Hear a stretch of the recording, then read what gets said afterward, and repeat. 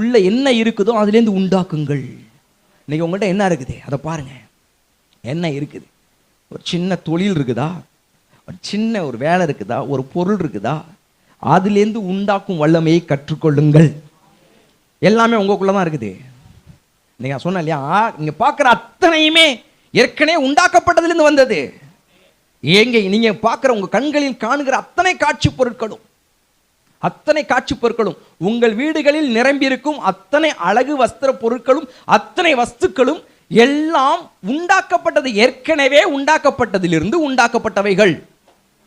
அப்ப ஏற்கனவே உண்டாக்கப்பட்டவைகள் உண்டாக்கப்பட்டிருக்கிறபடினால அதெல்லாம் பாருங்க. இதெல்லாம் யாரு கண்டுபிடிச்சதுன்னு யோசிச்சு பாருங்க. கடைசியா தெரிஞ்சிடும் அது ஏற்கனவே இருந்து ஒரு இடத்துல இருந்து வந்திருக்கிறது. இந்த காகிதம், இந்த பேப்பர் ஏற்கனவே ஒரு மர இலையிலிருந்து மரப்பட்டையிலிருந்து வந்தது. இந்த செல்போன் ஏற்கனவே ஒரு உலோகத்திலிருந்து